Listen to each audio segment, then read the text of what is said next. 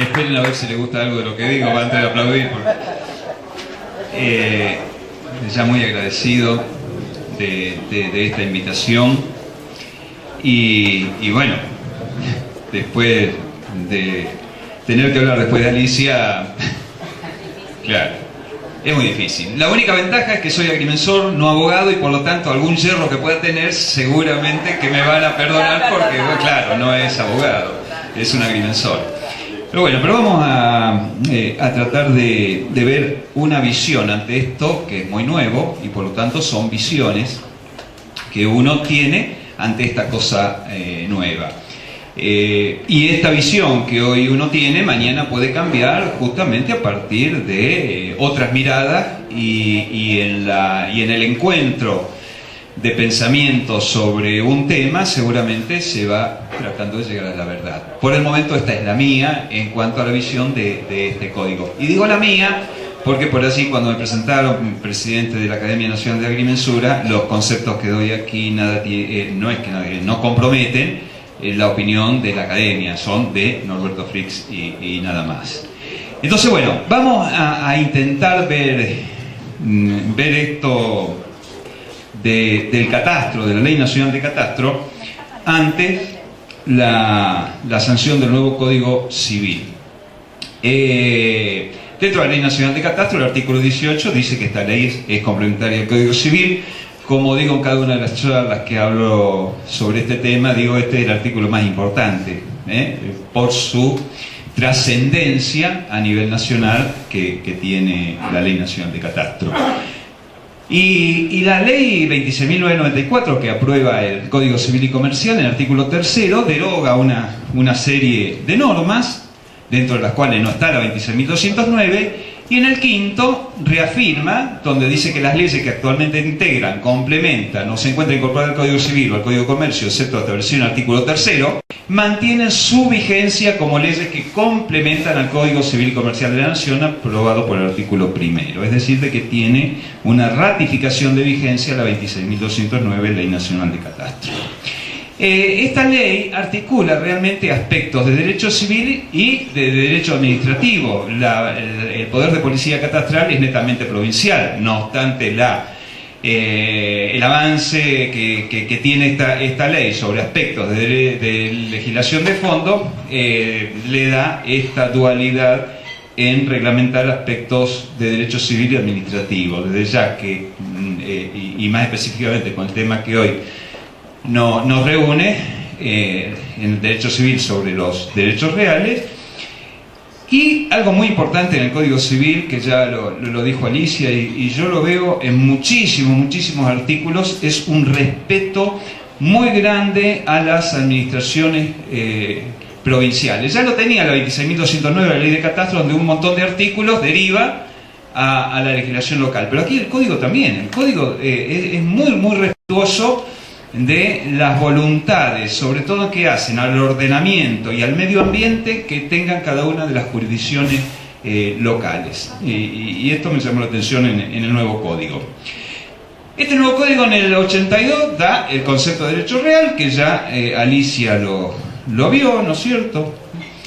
Y bueno, y lo que atañe a nosotros, si bien Alicia también desarrolló, yo quería ver en esto que el objeto, el derecho real, se ejerce sobre la totalidad o una parte material de la cosa que constituye su objeto, por el todo o una parte indivisa. La segunda parte es la que a mí me da alguna posibilidad de relacionamiento con lo que le voy a decir enseguida. Dice: el objeto también puede consistir en un bien taxativamente señalado por la ley. Y cuando aquí hablamos de la palabra objeto, de la palabra bien,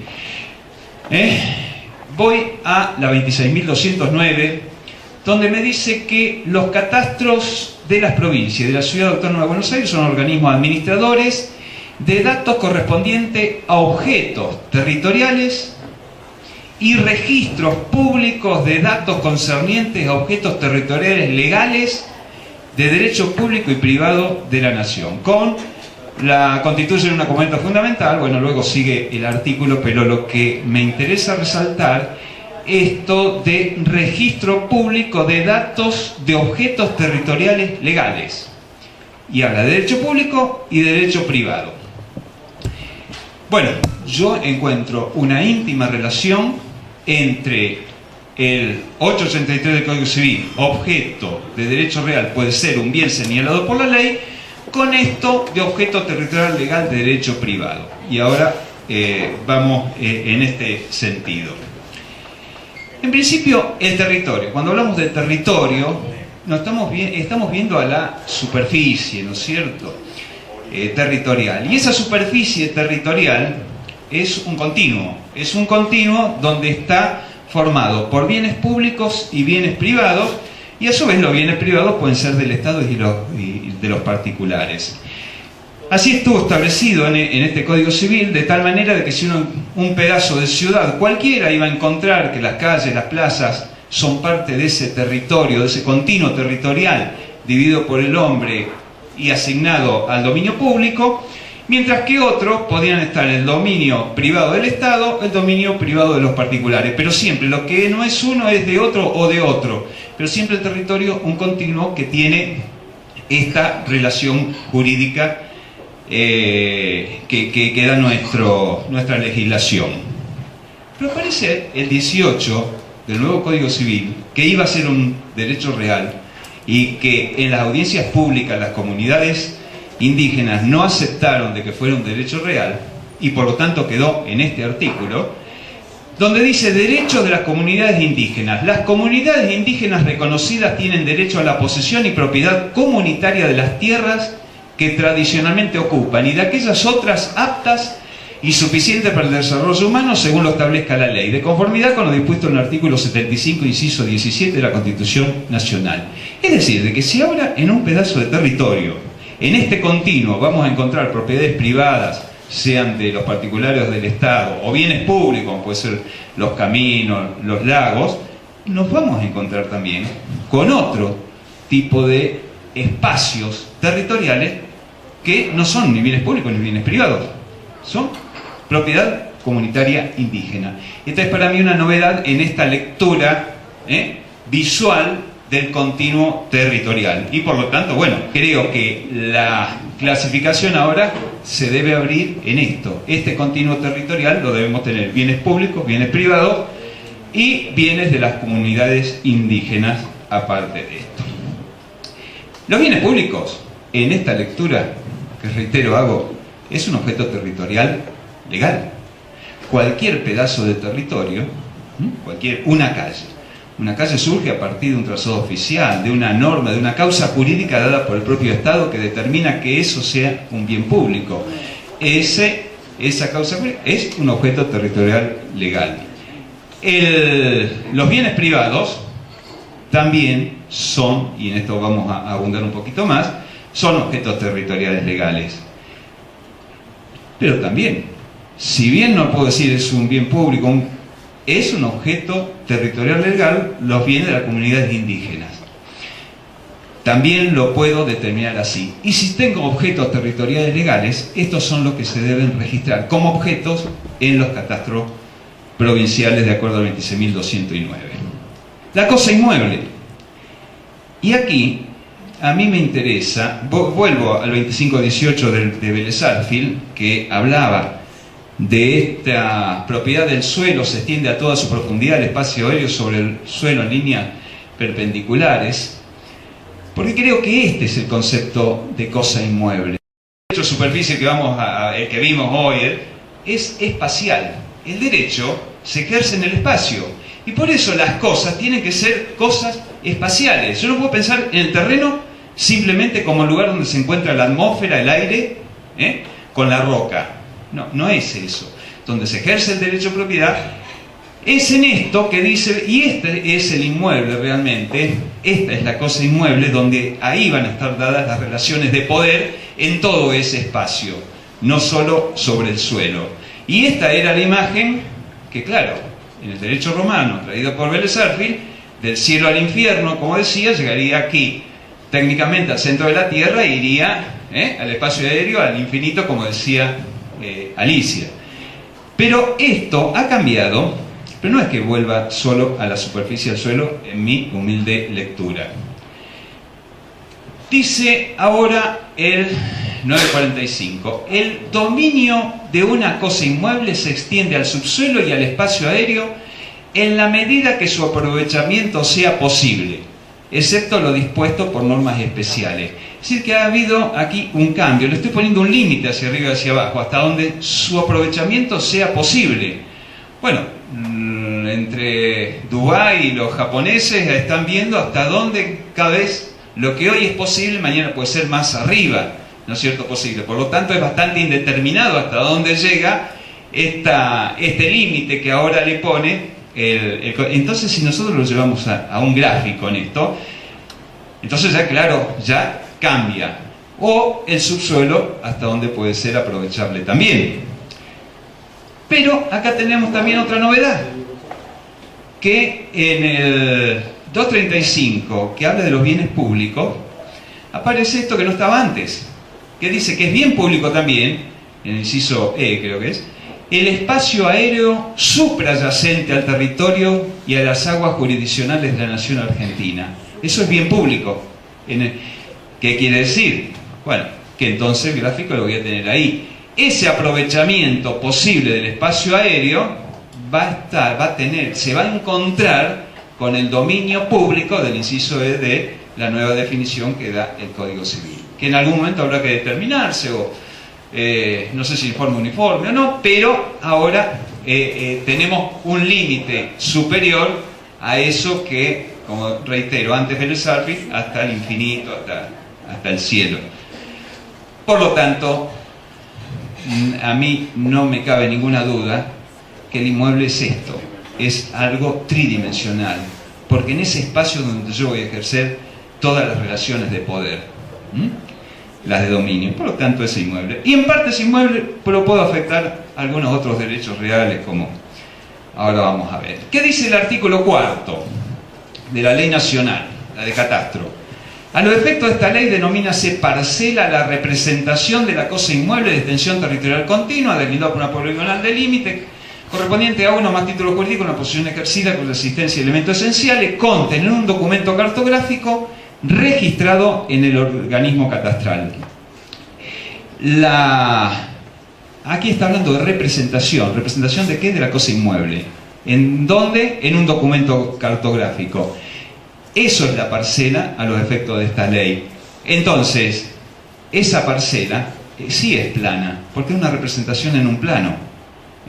Entonces, la cuestión es que el inmueble es tridimensional, creo yo, como dije anteriormente. La parcela es bidimensional. Pongo por ahora porque ya están las técnicas de catastro 3D, incluso catastro 4D, como para representar los inmuebles en 3 dimensiones y su evolución a través del tiempo en algunos otros países, pero por el momento aquí en la Argentina, en todos los catastros, la parcela es bidimensional porque se la representa en un plano cartográfico. La 26.209, reitero en esto, dice que administrará objetos territoriales y registrará objetos territoriales legales de derecho público y de derecho privado. Estos objetos territoriales, ¿qué son? ¿Qué es un objeto territorial? Bueno, es algo que está en el espacio.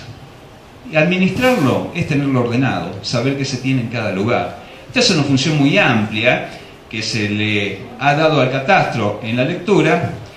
¿Y qué son objetos territoriales legales de derecho público y privado? No lo dice la ley.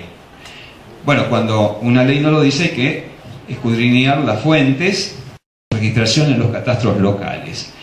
No lo está definiendo tampoco, pero está dando ejemplos que son bastante claros, como para darse cuenta de que algo en el espacio que tiene una característica jurídica determinada, con límites que adentro de esos límites, esa característica jurídica determinada tiene homogeneidad, ese es un objeto territorial legal.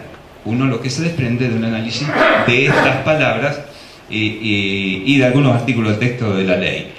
La FANA intentó una definición tomada bastante porque este concepto no es nacional, que surgió a los legisladores argentinos en España y en otros países de Europa. Estos términos están ya tomados, ¿no es cierto? El dominio es objeto territorial a toda porción finita y homogénea del territorio por su naturaleza y accesión. Definición de una comisión especial de la Federación Argentina de Agrimensores, y que termina con objetos territoriales legales diciendo que es aquel objeto territorial determinado por mensura, porque así lo dice un artículo de la ley, cuyos límites se originan en una misma causa jurídica. Esta sería la definición de objeto territorial. Tengo la causa jurídica en todo el lugar donde está homogénea, es un objeto territorial legal. Los objetos territoriales legales que no constituyen parcelas, conforme al artículo 5 de la presente ley, serán asimismo determinados por mensura y otros métodos, dice. Pero lo que quiero rescatar aquí, que si me está diciendo que los objetos territoriales legales que no constituyen parcela, ¿qué me están diciendo? Me están diciendo que las parcelas es un objeto territorial legal. Por análisis sencillo, al margen de que ya también lo había dicho la diputada Monazar en su discurso. Pero aquí el propio artículo me está diciendo que la parcela está dentro de un objeto territorial legal, y por lo tanto yo podría pensar en este universo, en diagramas de Venn, de conjuntos y subconjuntos, donde el conjunto mayor son todos los objetos territoriales. Todo que pueda yo ubicarlo en el espacio es un objeto territorial. El objeto territorial legal es un subconjunto de esos, de allí donde tengo una causa jurídica que me homogeneiza dentro de los límites. Y después tengo las parcelas como un subconjunto dentro de los objetos territoriales legales. Esta es la lectura de estos temas. ¿Cómo relaciono esto con objetos, con los 14 derechos reales que establece el nuevo Código Civil? Bueno, aquí lo primero pienso, no estoy totalmente seguro, pero lo tiro, ¿no es cierto? Como que algunos están relacionados directamente con el total de la parcela o del inmueble. Cuando uno habla, cuando habla de superficie de un lote, está hablando de su representación plana, pero como dije anteriormente, para mí el inmueble tiene 3 dimensiones, ¿no? Que por la representación siempre es lo que uno a veces lo llama las cosas. ¿Cuáles de estos están relacionados con el total de la parcela? Bueno, yo creo que, desde ya que el dominio y el condominio, las servidumbres, las pasivas, sobre todo aquellas de no hacer algo, de abstenerse de hacer algo, como puede ser una servidumbre de no edificar más de 2 pisos, ahí involucra toda la parcela, podría involucrar a toda la parcela. La hipoteca, en general, aunque hoy, claro, la doctora me hizo recordar que en algún momento escuché que se puede llegar a dividir la hipoteca en parte de un inmueble, y hoy en día lo podría hacer. Por lo tanto, aquí no estaría del todo correcto. No cambió nada en esto, creo que la doctora lo dijo también, la transferencia de derechos reales, título suficiente, que es el acto, no es la escritura, el papel, ¿no es cierto? Esto ya lo hemos visto varias veces, sino el acto en sí que se dio ante un oficial público que redactó, ¿no es cierto?, que da testimonio de que el hecho pasó, pero es el acto, el título. Y el modo suficiente es la tradición, la entrega de la cosa. Hasta que esto no se concrete ambas, no existe una transferencia inmobiliaria entre vivos. Y después tenemos la publicidad, porque están en este rango. Son publicidades que hacen oponible ante terceros, el caso del registro de los títulos. Reitero esto, cuando dice no se requerirá la certificación catastral, el 12 que leí anteriormente, no se requerirá la certificación catastral para la cancelación de derechos reales y constitución de bien de familia, usufructo, uso de habitación, inscripción de embargo y otras medidas cautelares. ¿Qué nos está diciendo? Si nos dice que no para algo, sí para el resto. Para el resto, sí se debe requerir certificado catastral ante la mutación de cualquiera de los derechos reales. Siempre se debe pedir certificado catastral. Cuestión que noté que es muy posible que acá en Mendoza sea común esto para cualquier Provincia de Buenos Aires, por ejemplo, para la servidumbre no se pide certificado catastral, directamente se redacta servidumbre sin plano, sin certificado catastral, sin nada. Lógicamente que no están de acuerdo a la Ley Nacional de Catastro, que sí obliga a esto. A ver, algunas cuestiones las voy a pasar seguramente muy rápido porque la doctora fue suficientemente explícita, y en algunas cuestiones que creo que a los agrimensores nos pueden interesar ya las manifestó, y por eso lo voy a pasar muy rápido. Lo de la línea de Rivera, que vuelve a lo de Belzarfi. El Código de Belzarfi decía esto, fue en la reforma del 67 donde se puso las crecientes medias ordinarias. Hoy se vuelve al viejo Código de Belzarfi, las máximas crecientes ordinarias. El camino de Silga, que va de 35 vuelve a 15. En propiedad horizontal. A ver, aquí vuelvo a esto porque lo quiero reafirmar, este concepto espacial. Y la propiedad horizontal sirve, porque es familiar la propiedad horizontal. Cuando acá agrega u otros espacios, estamos hablando de espacios en propiedad horizontal. Y después habla la parte indivisa del terreno. ¿Y qué es el terreno? Que es común, ¿no es cierto? Dice, la propiedad de la unidad funcional comprende la parte indivisa del terreno, de las cosas y parte común del inmueble, indispensable para mantener su seguridad. ¿Qué es el terreno? Bueno, el terreno no es otra cosa que esto mismo. Yo creo que el terreno donde se va a desarrollar. ¿Por qué? Tengo el edificio de cierta altura. De ahí para arriba, ¿de quién es? El dominio, digamos, ¿quién ejerce el poder? Como ahora establece, ¿no es cierto?, en la definición esa relación de poder que es la máxima que da el dominio. Podría pensar de que estas son las posibilidades que tenemos, la propiedad exclusiva o el sector exclusivo, la unidad principal y las unidades complementarias, mientras que la propiedad común la tenemos de uso común y de uso exclusivo, que puede ser de una unidad o de unas unidades. Estas son las diferentes tipos, características que tienen que estar representadas en los planos de mensura para que luego se las pueda representar, redactar en el reglamento correctamente y se transmita en forma clara este derecho de propiedad horizontal. Los conjuntos inmobiliarios, bueno, el título 6, los conjuntos inmobiliarios en 3 capítulos dice, lo vuelve a llamar conjunto inmobiliario, tiempo compartido y cementerios privados. Ahí no entendí bien por qué esta forma de redactarlo, y tampoco entiendo por qué no se hizo respecto al conjunto inmobiliario dentro de la propiedad horizontal, diciendo, si es un derecho de propiedad horizontal, podría haber estado dentro del derecho de propiedad horizontal diciendo, y los conjuntos inmobiliarios con las siguientes diferenciaciones, y mandar ahí y no mandar un nuevo derecho real. Eso nosotros lo observamos en las audiencias públicas desde la agrimensura, diciéndole, no creen un derecho especial real. Bueno, no pasó así, y así quedó, y uno puede llamar a esto conjunto inmobiliario, es propiamente dicho cuando está clasificado así de esa manera, pero se refiere a los barrios cerrados, clubes de campo, parques industriales también, y otros. Aquí en la propiedad horizontal también el concepto de volumen está presente en esta legislación de fondo. Todos los conjuntos inmobiliarios deben someterse a propiedad horizontal. Bueno, y lo que no... En esta última parte, los conjuntos inmobiliarios preexistentes que se hubiesen establecido como derechos personales, donde coexistan derechos reales y derechos personales, se deben adecuar a las previsiones normativas que regulan este derecho real. Está aquí establecido así. O sea, hay que hacerlo de esa manera. Pero, ¿qué no está dando? No está dando ni plazo, ni tampoco penalidad por no hacerlo.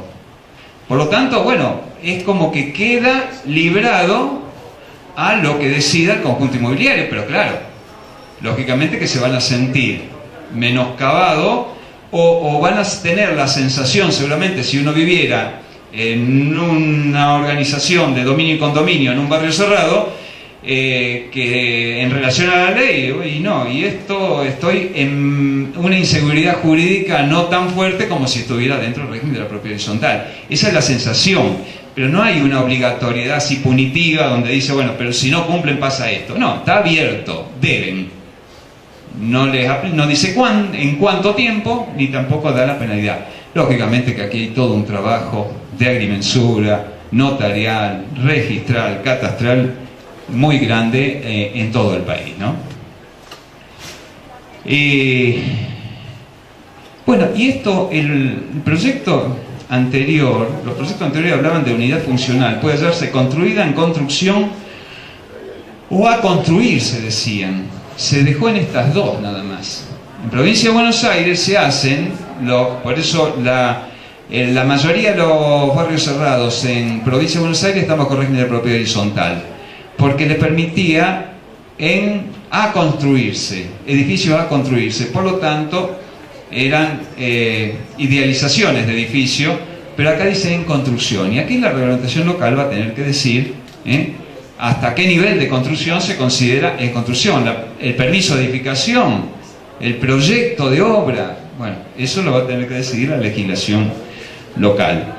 Y en el tiempo compartido también, bueno, yo lo anoté aquí, caso de tratarse de inmueble, de formalizarse por escritura pública, de ya que necesita certificado catastral, y aquí, como decía la doctora, también tarea del agrimensor. Y en el cementerio privado, la afectación, la escritura de afectación, y después viene entre el reglamento de administración y uso, que reitero, con la diferencia grande que hay entre el ejercicio de la propiedad horizontal para viviendas o para otros usos con lo que es el cementerio es distinto, pero a los efectos de planimetría, a los efectos de reglamentaciones, los instrumentos van a tener que no diferir tanto, al menos en la estructura burda, digamos, la primaria, ¿no? Porque dice la descripción del inmueble sobre el cual se constituye el cementerio privado, sus partes, lugares, instalaciones y servicios comunes. Voy a tener que determinar, igual que en la propiedad horizontal, cuáles son espacios privados, cuáles son comunes, todo como en la propiedad horizontal, en un plano registrado, y en base al cual se tenga que redactar el reglamento del cementerio privado. Y también es espacial todos estos conceptos, como vengo diciendo. En la superficie, bueno, aquí este es el ejemplo más claro de esta concepción volumétrica que tiene el inmueble, porque yo parte del inmueble en un pedazo, acá, en ese volumen grande puedo establecer un derecho de superficie. Es correcto, y es muy sencillo verlo, si uno lo ve así como volumen al terreno famoso, y no lo ve como un plano, allí como el pasto del suelo, ¿no? la tierrita. Yo no voy a entrar en esto porque aquí lo dijo la doctora, se puede establecer sobre propiedad horizontal, equivale esto a toda una tarea. La facultad del supervisor puede afectar la construcción del régimen de la propiedad horizontal. Claro, esta va a ser una propiedad horizontal, que ya no va a ser perpetua como la actual, sino va a tener un plazo máximo que es el que dure la superficie. Pero va a existir porque esto no es tampoco una novedad argentina. Como dijo la doctora, en todo el mundo esto es muy común, en otros países socialistas esto se usa mucho, sobre todo por la escasez de tierra. Cabe resaltar que lo había negado por la cuestión de darle una total, digamos, endioseamiento a lo que es el dominio, y por otro lado también porque, bueno, aquí es tan grande la Argentina